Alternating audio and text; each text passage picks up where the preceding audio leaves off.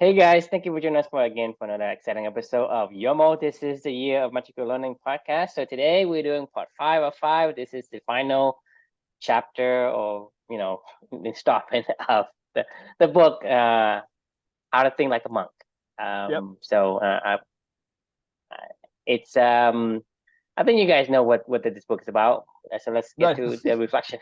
Yeah. I mean, I don't think we need to talk about it again. What the book's about? It's about thinking like a monk. It's about Jay Shetty was a monk that left that left the ashram and applied his monkness, learned behaviors to help other people down the valley floor. That's what the book's about.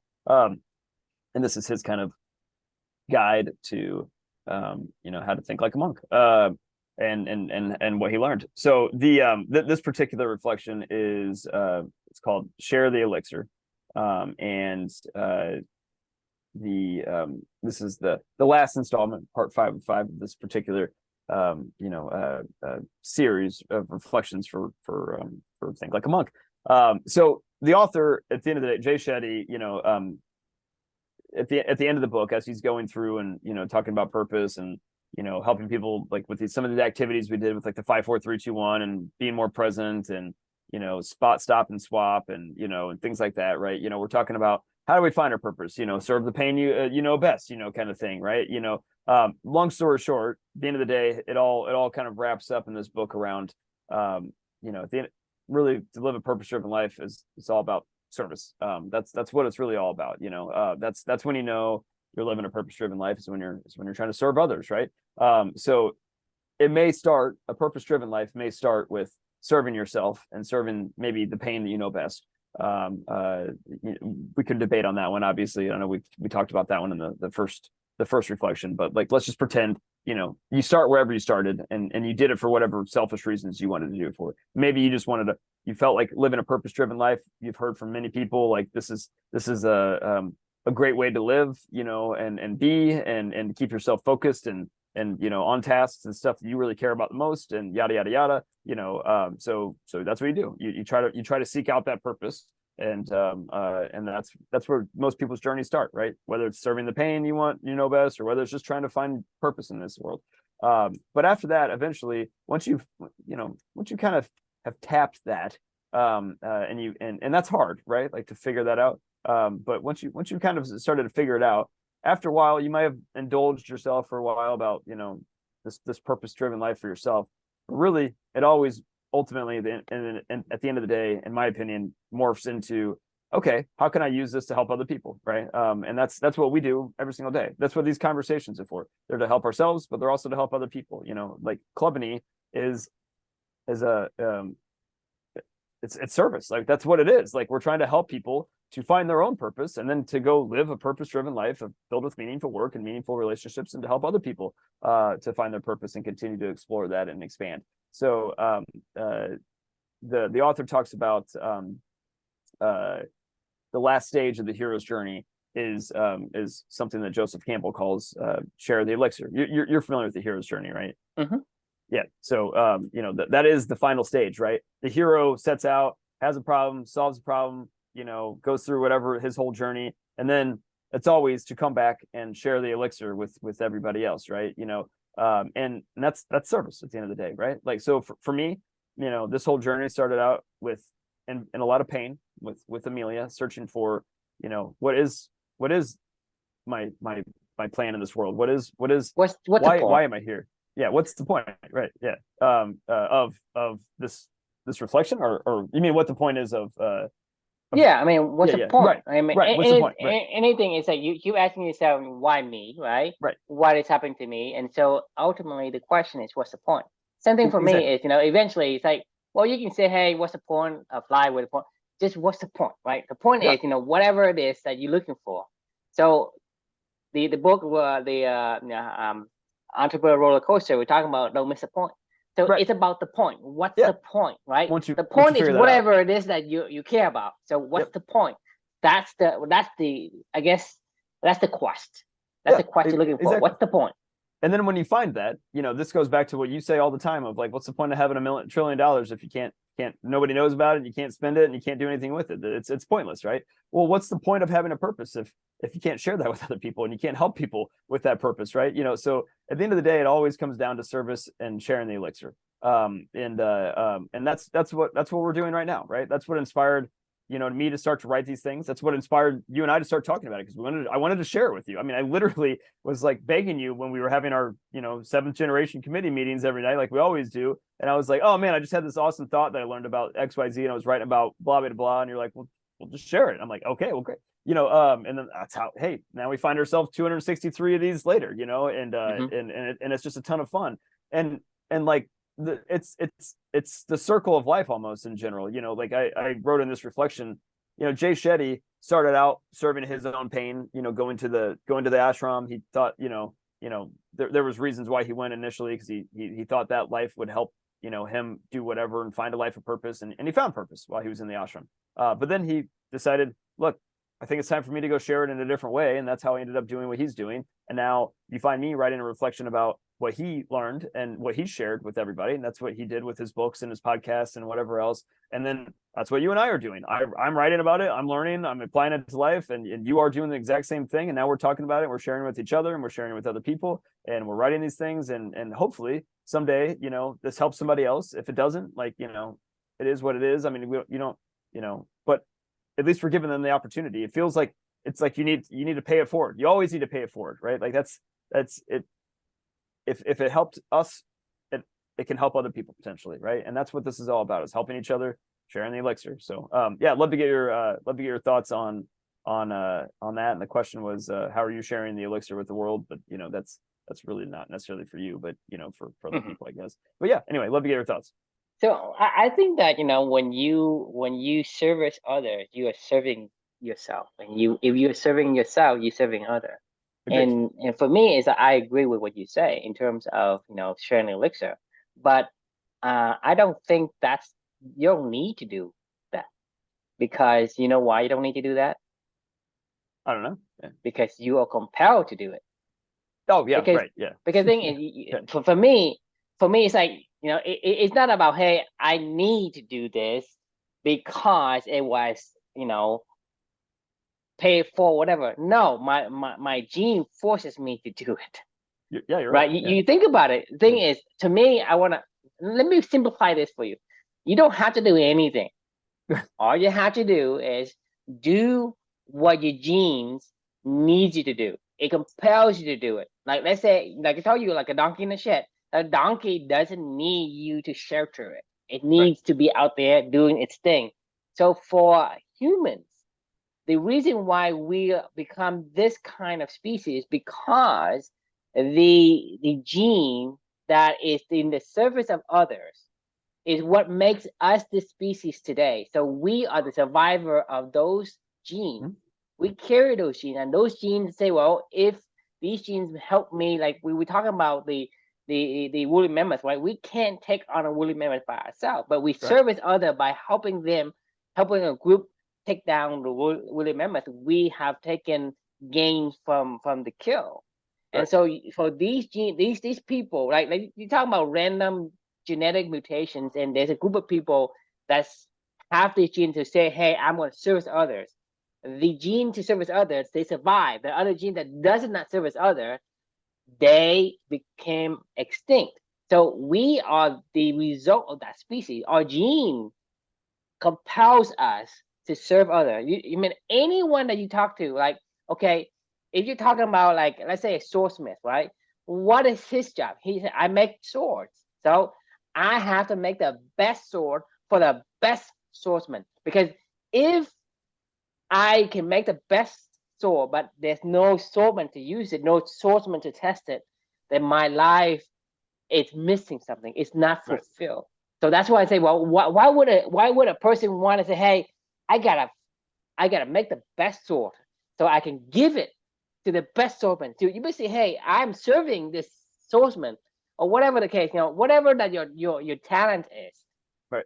Your talent came from your gene, your genetic makeup, and your gene, for the most part, is, I mean, not even for most part, for all of it, it is to serve others, to do something. So when you do something, is to do something of benefit to somebody. Right. And that's a service to us. So for me, it's like, forget about sharing elixir or, pay forward. These, yes, that is just another way to label it, but you don't have to do that because you are compelled to do it anyway. Because if you don't do that, right, then you're missing the point. That, like I asked you before, if you have $1 billion but you can't pay it forward, Right. what's the point? How would you feel? I mean, I'm asking like people, like, think about it. If you have $1 trillion, you cannot spend it enough, but you can't tell anyone, right? That is actually worse than not having $1 trillion. Right. Because and you can't help anybody with it either. Like, I mean, like, if like nobody can spend $1 trillion on themselves. I mean, I'm sure in theory you could, but it's like at a certain point in time, you're no, like, you can't. What are you I'm gonna so buy? What are you tired. gonna buy? I don't know. I mean, a country. I mean, I don't. No, you can't buy a country. I don't know. I mean, like, that's what I was. You can't buy a country. I mean, you can't buy a country. I mean, that's the thing is, but I'm saying, even if you have $1 trillion and you can't tell anyone, you can't help anyone. That's my point, is because certain thing you have, whatever you have, whatever talent you have, it is to do expression of that talent. And the expression of the talent is to serve something. Like, you have $1 billion, you have $1 million, you have $1 trillion, you're gonna do something to help somebody, because that's gonna give you the goody feeling that you want. That's the gene telling you you're compelled to do it. If you don't do it, you can be miserable. So Yeah. take that same thought and think about the thing that you can do. Like, you can talk to people. Imagine me shutting your mouth up for like a month. You're gonna go crazy. You go ballistic. That'd be Think awful. about I mean, I mean, it really would be awful. At the end of the day, I mean, sharing's addicting. I mean, like, it's because your gene compels right. you. Yeah. I mean, Your I gene just compels finished. you to do that. So what I'm saying is, I mean, like, some people like cake. They're compelled to eat cake. And like, Right. I just love cake. I can't help myself. I can't control it because my genes is controlling it. Right. And some people who love to eat frogs, right? I can't help but eat frogs. Like, you look at like different animals, they eat different, and different, I guess, different other animals, different food. So they have their own taste. Their gene wants to have those kind of food, and they are compelled to eat it. Whether the ducks, they eat the worm, the earthworms, like, they just suck it up and they loves it. Right. I mean, you think about it. For you want to eat earthworms that run around? Most people don't want to eat it, but the ducks loves it because its gene compels them to eat it. And so for us, as long as you don't constrain your gene expression, everything else is falls into place. Yes, you can say, "Hey, pay it forward." That's just like another label. It's not the real reason why you need to pay it forward. You pay it forward because it serves you to pay it forward. Right. Yeah. Right. Like, it's I mean, I told you when I started this whole thing, uh,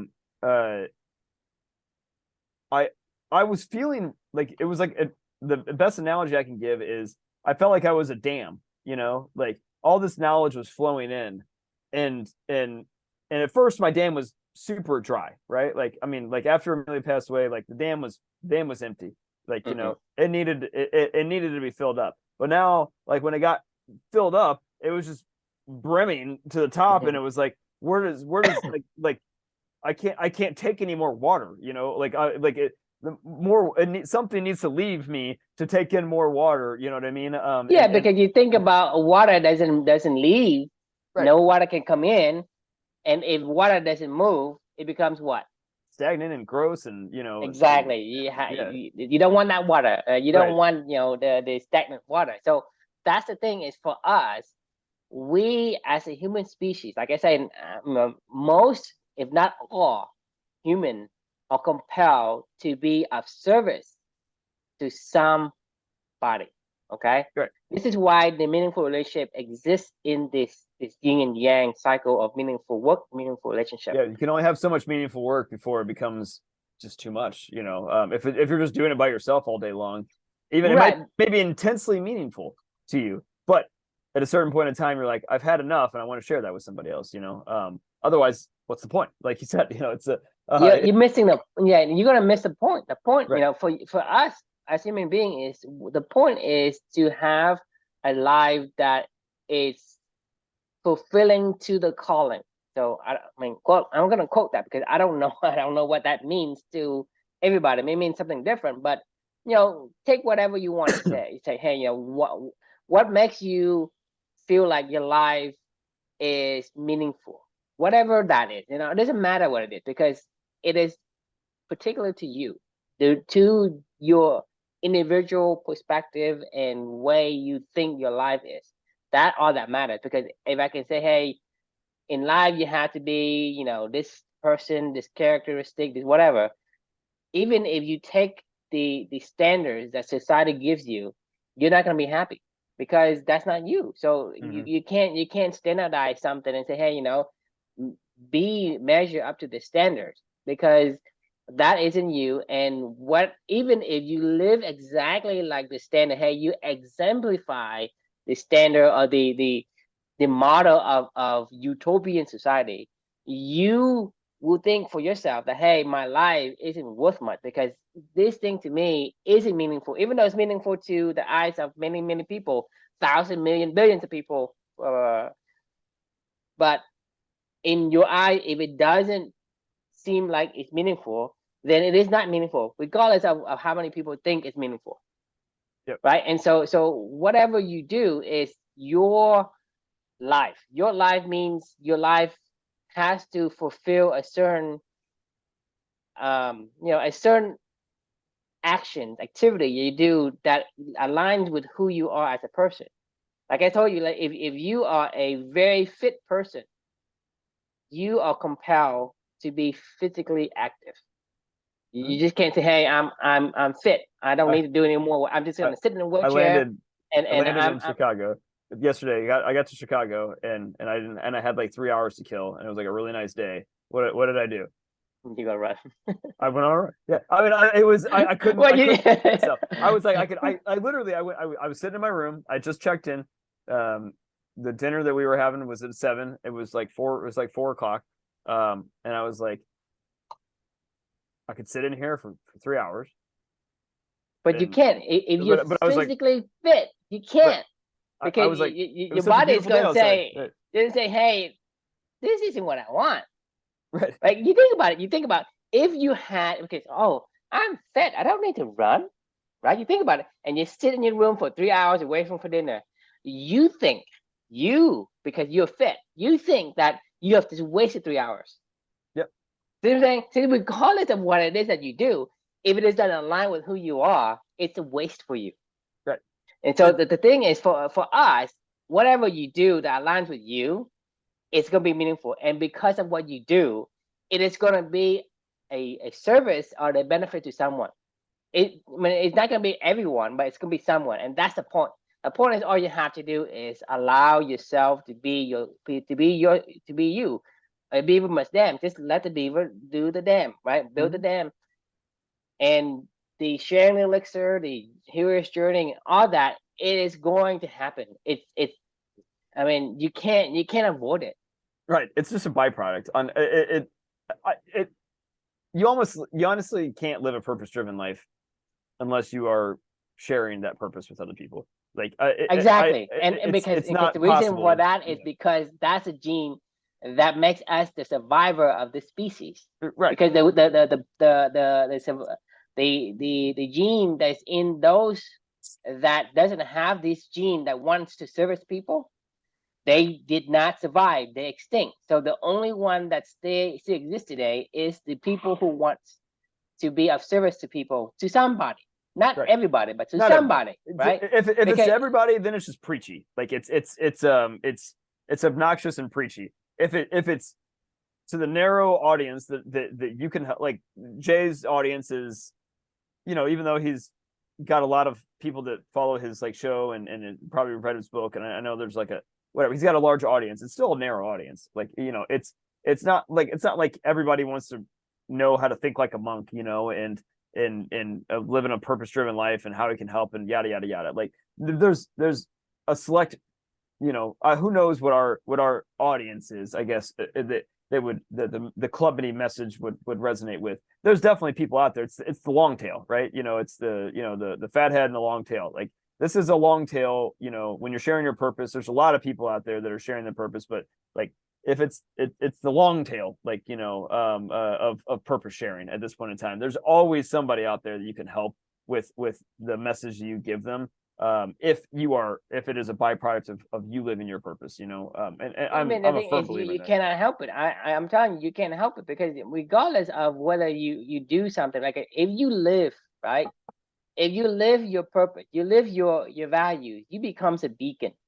Right. And a beacon is going to be seen by somebody, and that's going to get copied, right? And then Yep. that's going to get copied because that's the gene of Homo sapien is for us to be able to copy. Like we're talking about the monkeys and the kindergarten kids or whatever, the babies, right?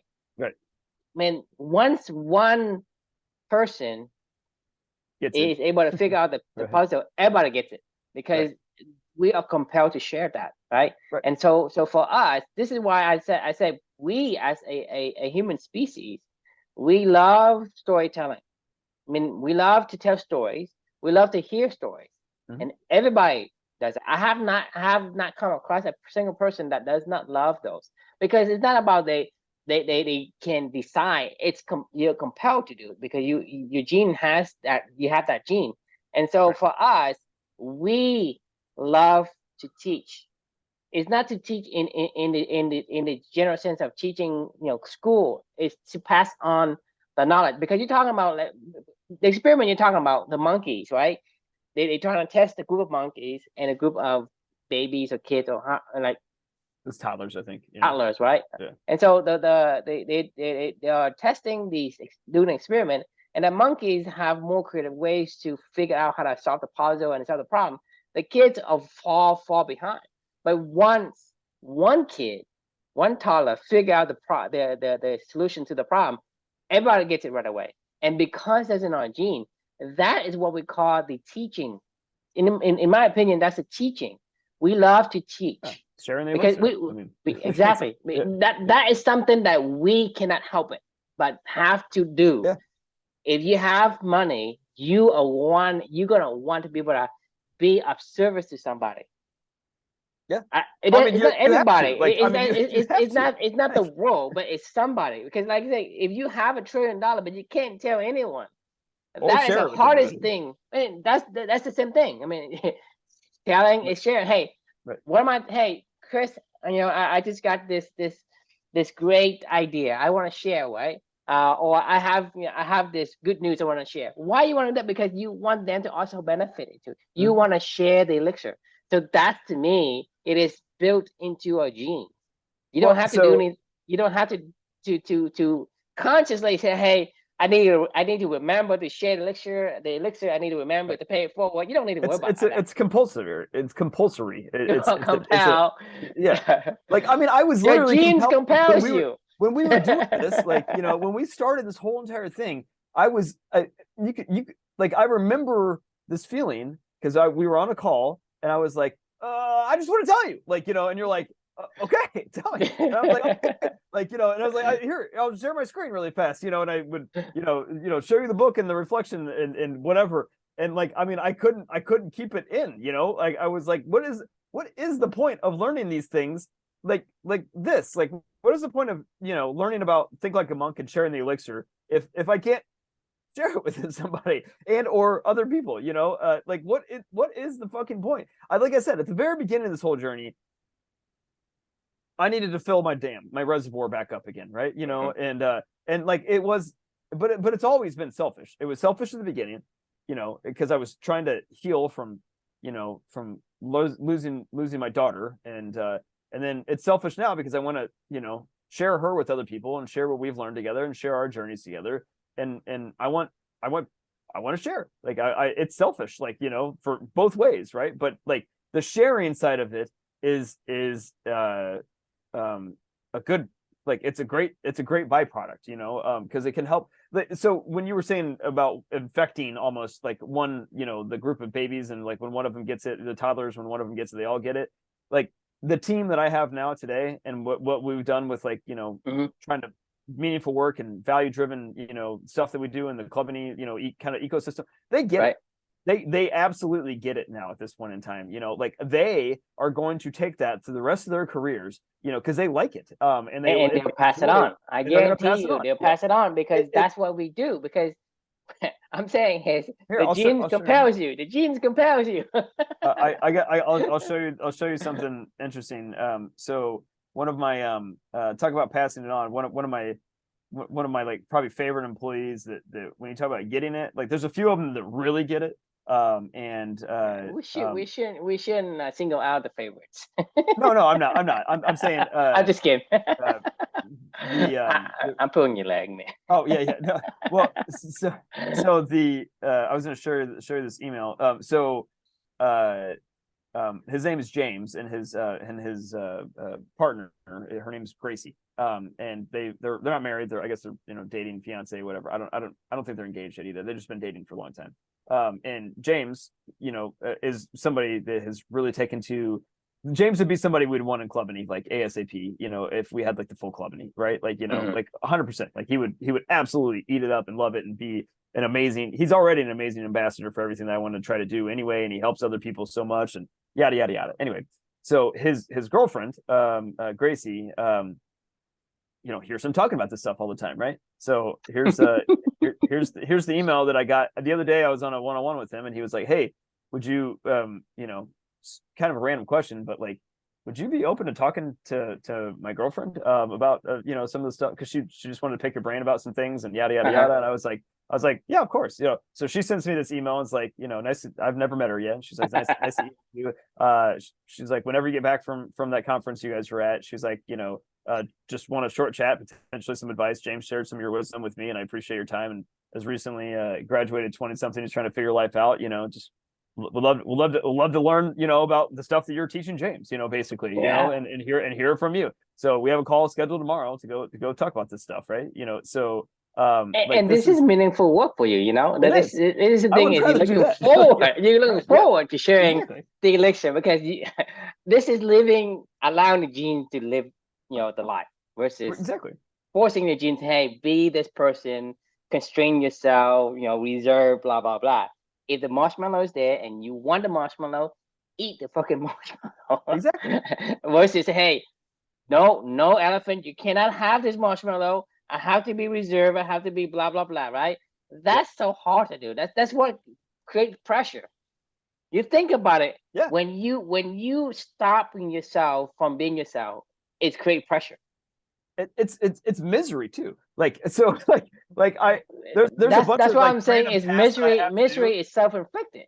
It is like there's a bunch of tasks that I have to do in this job that I don't want to do, and I just don't do it anymore. Like, I mean, honestly, like I don't care. Like I just stopped doing stuff that I don't want to do. I've never done this ever in any job. Like I swear to you, True. Like after like my one-on-ones these days, like which are really heavy Monday and Tuesday.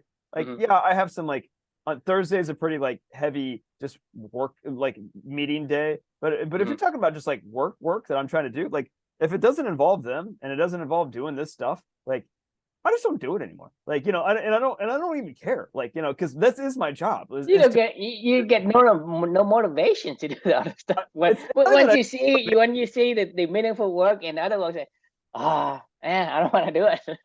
You're right. No, I dread it. I go, oh, this sucks, fine, I'll do it, or whatever. But like, I'm getting so much better through this journey of saying, what?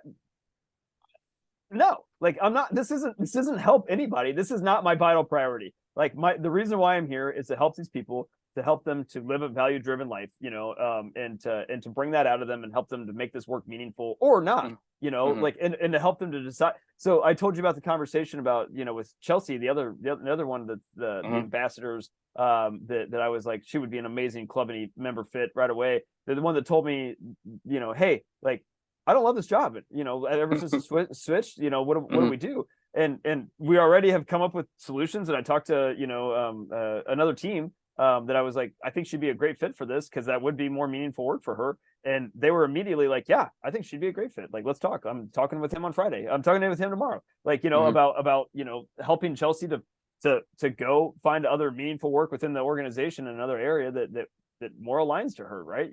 And we both know it, right? Like, because she's miserable. She's like, I don't want to do this stuff, and like, but I don't want to not work for you, and I don't want to not work at this company because I like this stuff in general. But like, I like the culture. Now it remains to be seen. This is my culture. Like, I don't know. It's not the culture outside the other team, right? I don't know how that's gonna work, right? Yeah, but TBD on that. But right.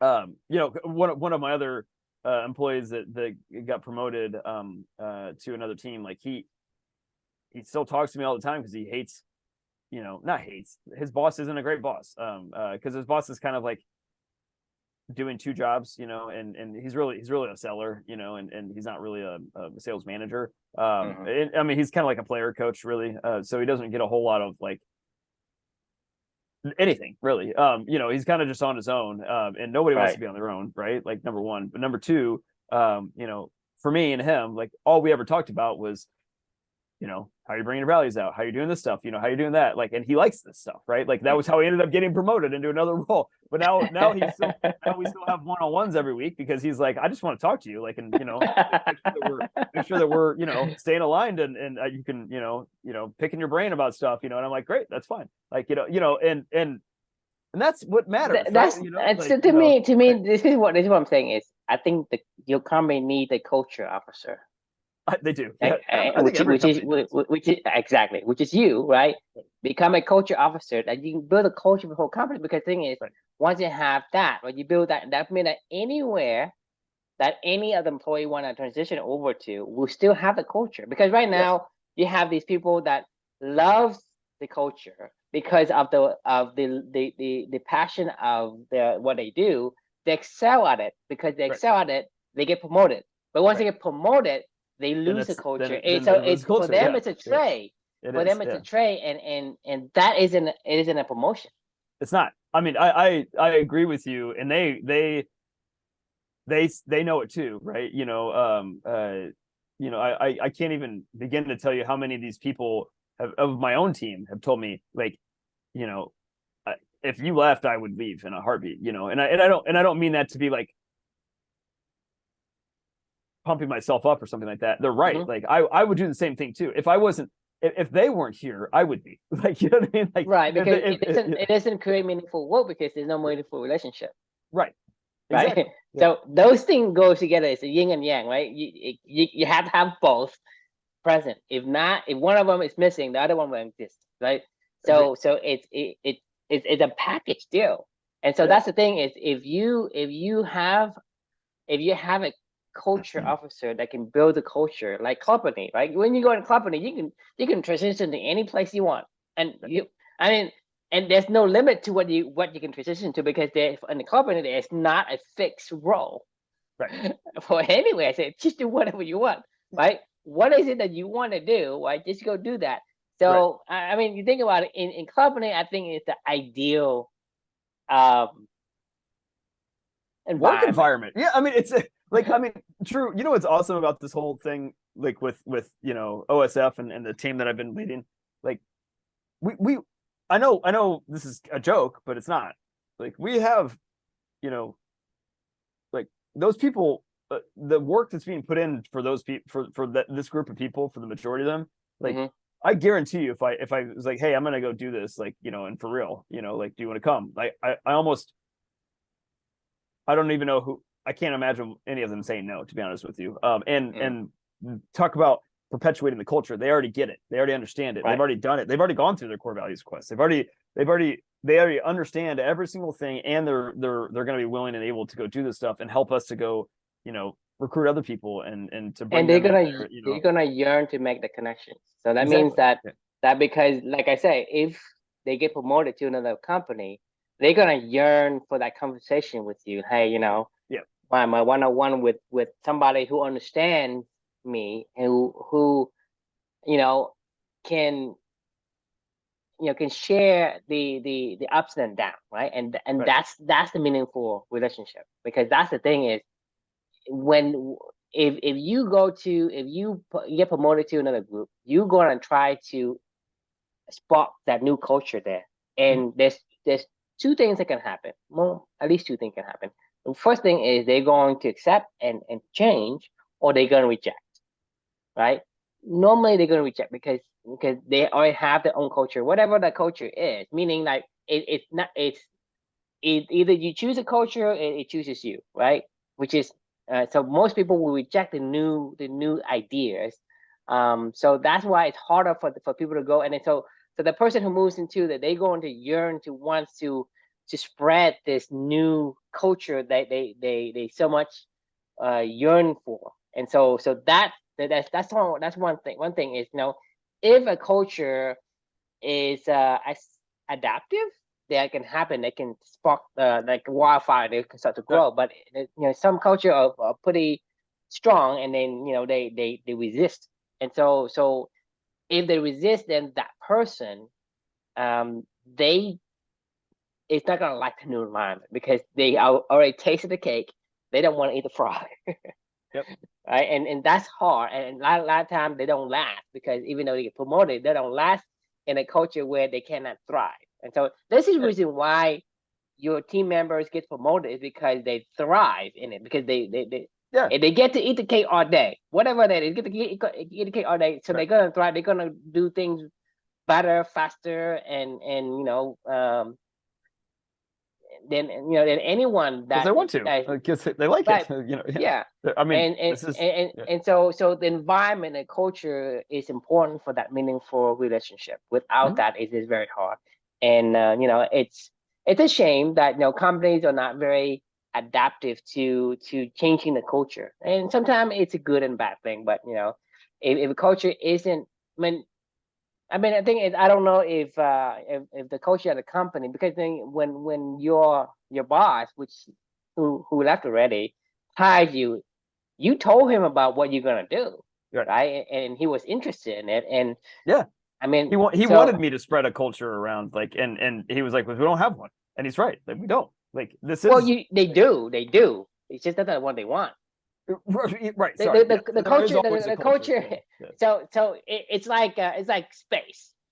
Uh, you can fill it with one type of air.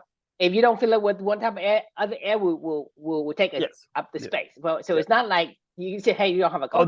there You is a you culture. have you have a culture. Right. A Yeah. Of culture course. culture is like like air, like a gas. It'll fill the space. Right. If you Any don't, any group of people, there are norms that govern their yes, behavior. Yes. yes, Yeah. I mean, without a doubt, whether they are consciously decided exactly. is a different like I told you. Either they're conscious of it or they don't like it, right? Right. That's a different story. Because if if you don't fill the space with the kind of gas you want, other gas will fill, and you don't get to choose what gas is Right. nearby, right? And so the culture is always there. So like I said, if a culture isn't strong, then you can the new person say, well, I love to be like this, right? And so they can start to spread that culture. But some culture are pretty strong, saying, hey, I don't like changes. I like the way it is, blah blah blah. Or even people complains all the time, and they hate the culture. So in a toxic culture, the toxic culture is actually a very very strong culture, Mhm. because you can't actually get rid of this toxic. Right. Because even though people hate it, but once it catches on, it stays there. It sticks. Right. It is hard, very hard to get rid of toxic cultures. Even though you think, but hey, if it's toxic, people wouldn't want it, so they would want to adopt something new. That's not how human nature works. Right. You just gave me a, I think I'm gonna go talk to our CEO, and um I think I should explain to him what I've been doing, and say, like, I do want to be our chief cultural officer. Let me try this at a more of a global, at least in North America or something like that. Like, let's create a role that I'm uniquely suited for at this point in time, through all the stuff that we've been doing. And let's see if we can do this at a bigger scale, because, like, I know what I've been doing. Obviously it's very, very, what I've been doing because we've already done it, like, together, Right. right? Like, and I have a blueprint, like, and it's been about a year now of doing this stuff, and, like, the results are there. Right. My team has a low attrition rate. There's only been one person that's ever left, and that was because their job changed and they didn't want to leave. They literally told me, they were like, I don't want to leave, but like I don't want to do this job. Like and there was like, I don't have another choice. Like, This so is meaningful work, right? Because right, yeah, if you have you have the ability to service that person, mhm, meaning bring them into the different job that it fits them. Just like the Josie, right? Josie said, mhm. "Hey, I don't like this job. Oh, can you give me Yeah, advice help to me. find Yeah, something place that I'm better fit?" Just like the other person, he doesn't like the job. He likes yeah, the I guess the group, the team, but he didn't like the job. So right, it's like for me, hey, I can talk to you all day long, right? I love company, but if you tell me to go sell, then I'm out because I hate it. right, You know what I mean? So yep, I love company. I just don't like the work. But if you say, hey, go build me this, whatever, I'm a builder. I love to build, so I'll go yep, build. So that's the thing is you can love the team, but you don't. I mean, team becomes your meaningful relationship, but the work has to come in as well. Without mhm, that, then you're not going to be happy. And so agreed, if you can in, affect the whole coach, the whole team, the whole company as a culture. When somebody is getting promoted or getting transition, they're not trading the promotion for the meaningful relationship that they yearn for. And I right, think that's critical because I think if they go to the new position, they're gonna yearn that connection, and they don't have the connection. One of things can happen is they're going to regress in terms of how well they perform their job, or they're mhm, going to quit because hey, it's not what I want. I'm miserable, even though I have better pay or whatever. They're going to say, well, I can't last because it takes so much willpower to maintain that state unless the state is something, hey, it gives you energy. If it takes away energy, eventually it will get depleted. Depending on how much energy reserve you have, you may last longer or less depending on that reserve, of your willpower. Um, agreed. and so I think it is very crucial to have the two because for me, it's like if I'm not trained in company, then when I get a promotion, for me, I think it's a positive thing. But if because right, like as if right now, because I understand about company, if and how culture and meaningful work and meaningful relationship goes together. If you give me a promotion, I'm going to say, well, wait a minute, am I trading out something, right? I'm not going to immediately think of all the positive, right? Because I'm thinking about giving up something. Mhm. Because the thing is, if you're not well versed with what we talk about over the past 2 years, right? A promotion seems like a positive thing, seems like a foot forward. But if you think about it, if it's not the culture you want, then it's actually a step backward. Bad. It is. No, it really is actually. Which is why, like what I would need to do if I did get that, if I did create this, got them to create this job for me, is I would have to go train all like the senior leaders. Yes, everybody. I mean, as a Well, no, chief just culture the officer, senior leaders of they would have to go do their own core values quest. I would check in with them every night, do exactly what I did with my team for right? 3 and 4 It's a months. top down because you Right. have your own team and they And have then their they own have to go team do and that. they have Right, their own right. team and they have their own team. This is what you call affecting from the top down because you Exactly. can't go and have a connection with everyone. You only No, have the layers you're on. Like if you're the CCO, right? You're the chief culture officer, you're CCO, so you're gonna train all the O's, all the right, C's, right? Whatever C's in there, that's your peers.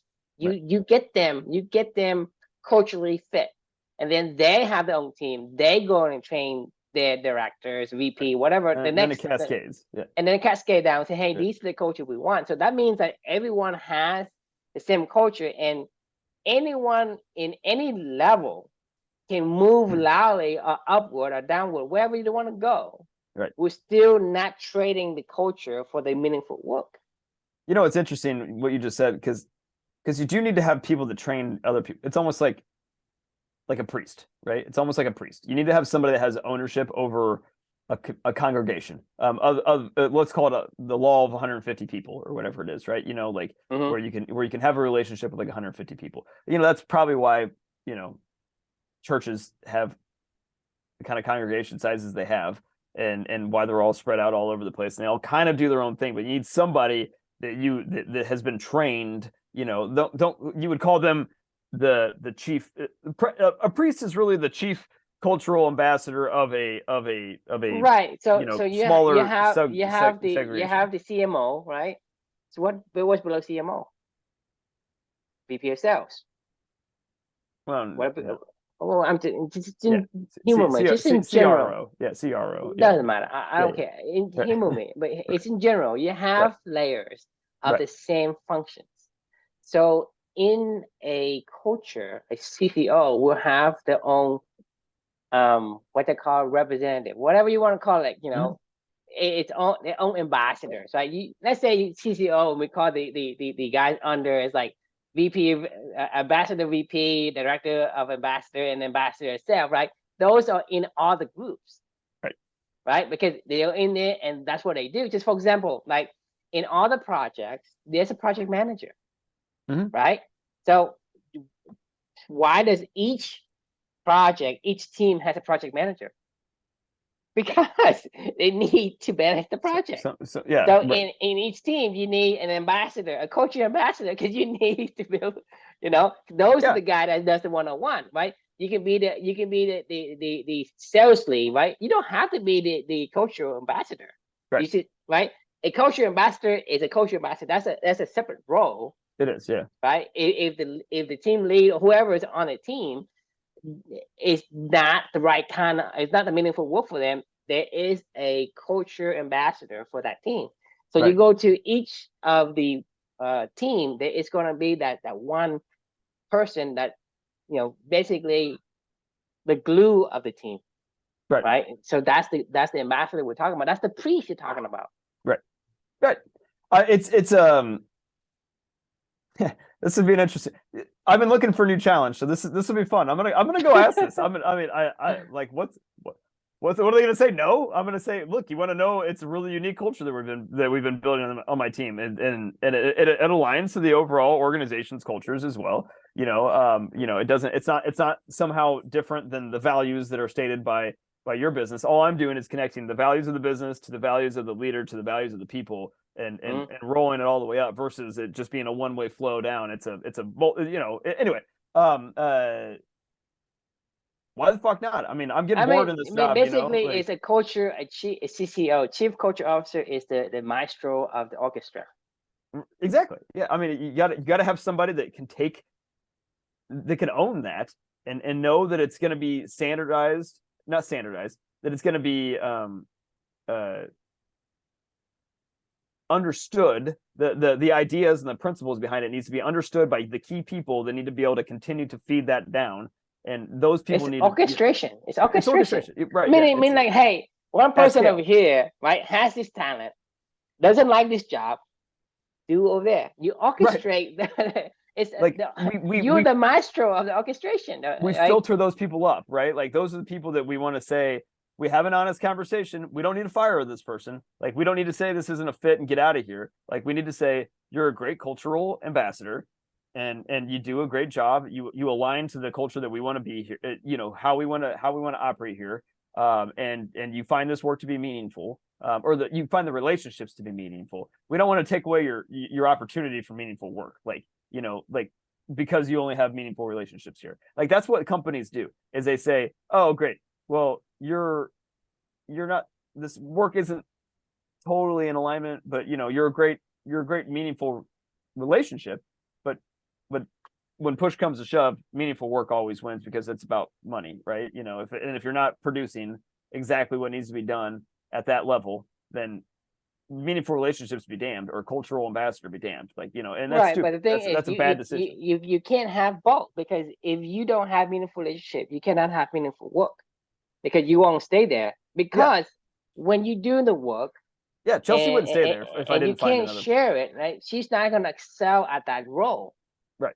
She is going to fall out of that role, Yeah, right? she Because would leave. Either she would leave, she's or I not, would have to fire her. she get bored, right? She Yeah. yearn for something, so she is not focused on the job, on doing the meaningful work, because she's missing the meaningful relationship, and vice versa. Inside of your group, right? She have meaningful relationship, but she hates the work. Then it's missing as well. So she said, "Well, I love to talk to Chris one-on-one. I love all these self-help development and self-reflection and all that, and I feel great, but I dread it doing the work. So even though I'm really good at it right now, but eventually it's going to take a toll on me and become exhausted because I need so much willpower to get this kind of performance. So the performance at Chelsea is going to be top, and the only way for her is downward. She's going to always regress because you think about it. Right now, she has the energy because she's new at it, right? Eventually, she's going to say, "Well, it's not worth it. I'm going to do less, less, less." So Willpower. how can you have profits if the person who's working for you is not running on 8 cylinders, right? You can't. That's what I'm saying is you have to have both because you think say, oh, I need you to do this job because money matters. Well, then if money matters, then you need to put her in a position where she have both. Right. That is because the thing is, if you take one or the other, eventually you're gonna lose the money. You're gonna lose the profits because if your goal as a company is to make profit, is you want to build these guys up so that and you put them, you orchestrate them into places where they have both meaningful work and meaningful relationship, they will excel and they will be driven and motivated by themselves to do the work, and they're going to challenge themselves to get better and better and better. That's what the or the performance reverse. reviews. That's what Or the the performance reverse. review should be. Is do you have meaningful work? Like that's a meaningful work review and a meaningful relationship review. That's exactly what performance review should become. Because if the work isn't meaningful, like, and you check, you have questions you ask, and you check, and that's the performance review. Fuck the, what's the potential of this person? What's, what are areas they do well? What are areas they do bad? You ask them, is the work meaningful? Great. Are the relationships meaningful? Great. Then your performance review is stellar. Like if how's your balance? Maybe that's your performance review. Yeah. If it's a 5, then we need to fucking change something, or you need to leave. Like, maybe this culture isn't the right culture for you, and that's okay because it brings up the conversation because that's how this whole conversation with Chelsea started. I didn't ask her. I had observed, some of these trends that she did bring up, but most people would never tell you that. Like, No. like most people aren't going to come to you and say, this is how I'm feeling and here's why, because they don't know that trust isn't there. She trusts me because she knows what I care about and she knows what matters to me. And because she had this conversation with me, like I can help her now go find meaningful work again in the organization, right? But if she didn't trust me and she thought this was just a transactional work environment, she would have just left. She wouldn't dare, telling you because she's gonna afraid that she think I would fire her. Yeah, right. Right? I mean, like any boss would have been like, oh, well, great, we'll cross Chelsea off the list. She's out of my long-term plans. Like, I don't fucking care about her. You know what I mean? Like, she's done. She's out. You might as well fire her next week. You know what I mean? Like, I'm already hiring for another person. Would be how I would have. This is like shooting yourself with a toe in your foot because I mean, and the thing is that's why people, maintain this different image other than themselves. So they try to become they put on this mask and pretend to be someone else. Right. And that can only last for so long. It cannot last long. I mean, you need incredible amount of willpower to put on that mask and keep it for a long time. Mm-hmm. And to me, I don't know. I can't do it because for me, if I see it's not worth the time, I just won't put the effort in it. I just if either important to me and I'll do it. Otherwise, it's not. If it's not, then I don't want to even waste even a single ounce of my willpower on it. Right. That's why I love the concept of the wonderful train because I just picked them up right away and I couldn't be happier. Yep. Right. So it's one. It just makes sense. Yeah, I mean that's the thing is the being yourself and being comfortable with who you are that allows you to grow. If you put on a mask, you just can't grow. I mean, I don't know if that makes sense, but if you No, you pretend to can. be Yeah, somebody else, you can't grow. But yeah, it if makes you can sense. be yourself, then yeah, you will grow. And that's what I'm saying is when your employee has both meaningful work and meaningful ownership and can be themselves, the only way they're gonna go is up. They're gonna get better and better and better. Yep. If they don't have that, the only way they can go is either stay the same, which you have a lot of You get willpower, stuck. or You they're get gonna stuck in the regress. dip. You're in a cul-de-sac, in But the in thing the is, dip. majority of the people will regress. Yeah, This is why yeah, this is why people don't work at a job for a long time, right? For one is for the most part, like the people who work at a job for like 20 years, they actually don't do much because they have to create this template or this process and they just basically go through the motion again. They don't right. they're not growing in even if they say, well, I make the same amount of sales quota, blah blah blah, right?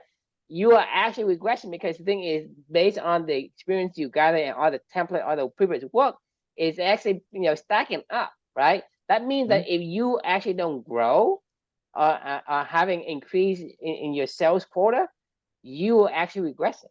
Because like I say, if you let's say I'm going to create this pipeline potential prospect where I go to HubSpot, I build on the pipeline. Well, that is already built, and the thing is that is residual on the tail end, right? Mhm. So that means that if you continue to perform in the same level, you are actually regressing. And if you even if you like decline in the sales quota, you are regressing accelerated. Yep, Right? That means I agree. that you are exhausted. It's awful. Yeah, no, it's not fun. And you leave. All right. We got to put a pin on it because we're way over time. But that was fun as usual. uh, um, that concludes our part five of five of the Think Like a Monk. It's a good book. I recommend it. Go check it out. Obviously, I wouldn't have written five reflections about it if I didn't. So yeah, really enjoyed it. Hope you guys enjoyed the conversation about it. We'll be on to a new book on Monday. And And question we can leave for you all is how are you sharing the elixir with the world? Hopefully, if you have a purpose, like you're probably already sharing the elixir anyway, but I'd be curious to learn. exactly. If you're not, then you probably don't have a purpose yet. And that's okay. Like once again, like there's no you don't need to go find pain to go, whatever. Like that's a whole nother conversation. But if you do have the ability to share the elixir, how are you doing that? And love to The learn more. question is, do you even have the elixir? Right. That's fair. Yeah. What's that? What is the elixir? I mean, Right. through the hero's journey, you have to find the elixir. But what's the elixir? The elixir is you. Yes. You are the beacon of what you do. And your beacon, what you do is an elixir to somebody. But you cannot share it if you don't know it. Because what I see when I talk to a lot of people is they really have two sets of like profile. Like they have a public profile and a private profile, right? Meaning like in a public setting, they put on this new facade of, hey, I'm this kind of person. I'm well mannered, polite. And when they talk to the comrade, they say, hey, what's up? And they will do whatever thing that makes them natural, and they're happy with their friends. So they have those two personality, right? My point is most people, majority of the time, is wearing that mask. Mhm. So like I would say like 60 to 70% of the time in their life, they're wearing the mask. And to me, that's not elixir, Agree. Yeah. right? I mean, So you yeah. have do you have the elixir yet? Yeah. I mean, I think that's a great question. I think that's good secondary question you can ask on this one for sure.